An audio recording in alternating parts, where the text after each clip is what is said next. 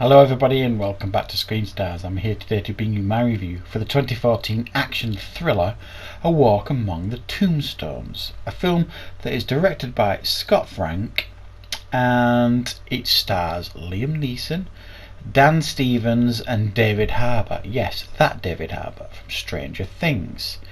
Now, this is a film that I've fairly recently picked up, A Walk Among the Tombstones, and this is one of those Liam Neeson films that I was aware of, but if to be perfectly honest, I didn't know an awful lot about it other than it felt like to me it was one of those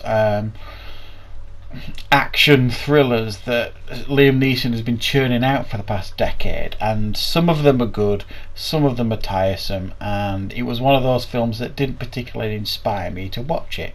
I didn't see many reviews when it came out, and I was just aware of its existence. However, I thought I'd get it and give it a go. I'd never seen it, and after watching it, I have to say that I found this film a bit of a nice surprise. It was a cut above his usual action thriller movies that are a bit dispensable and throwaway. This one actually is based on a novel by Lawrence Block, who has been writing this character Matt Scudder since the 70s, I believe it is, and it reminded me a lot about a lot of the Jack Reacher films, you know, the Tom Cruise films.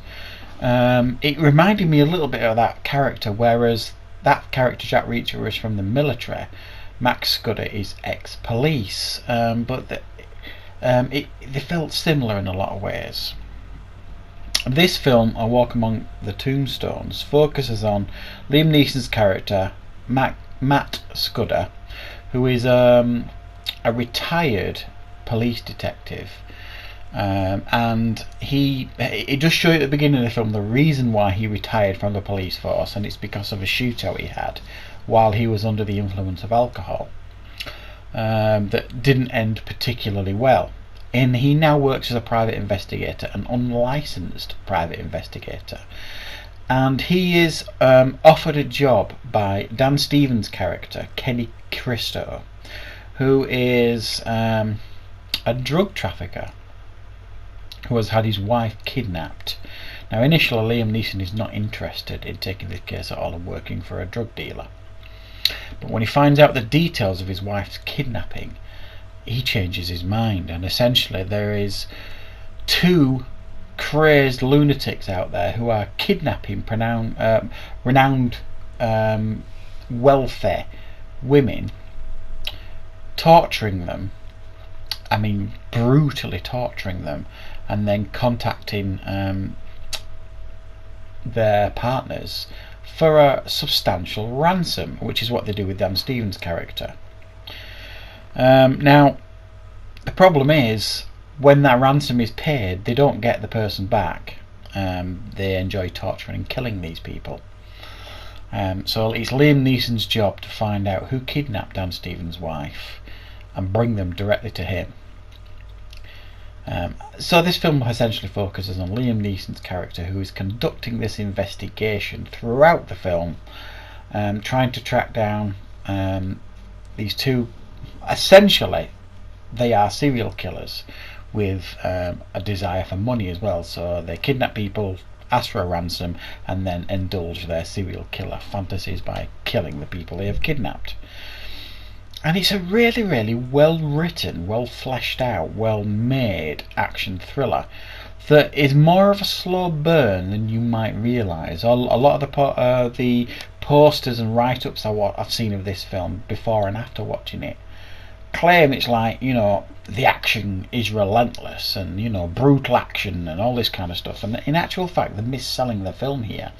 It's not what I would call a traditional action film. It is definitely more thriller than action, but when the action does take place, it's handled very, very well, and that part of it is no problem at all. However, I actually really enjoyed the fact that this film was a bit more of a slow burn, a bit more of an intellectual action thriller, really well written, because it's based on the books, obviously, and there's certain aspects of the books and the character that they wanted to transfer to the screen, and you could sense the quality of this character. It felt like this character wasn't just written for the screen for Liam Neeson sort of thing, and it felt a bit shallow and a bit of a made up character. This actually felt like a fully blown, living, breathing character that has been around the literal world in book format for many, many years. He felt like a very, very fleshed out character, and that really transported itself to the screen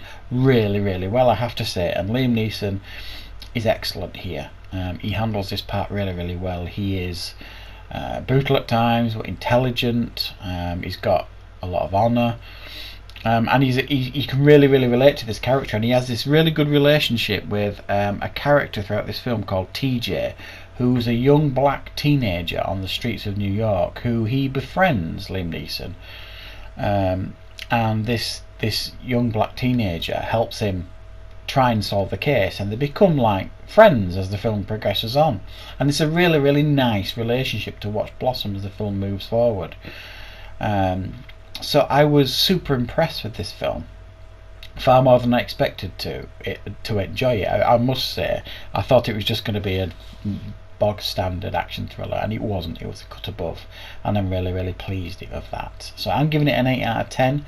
I was thoroughly enjoyed watching this film. There's no strong weaknesses. I think that the slow pace might put some people off if they're expecting like another Taken type film, or non-stop. These movies that he makes that all seem to be like the same thing over and over again.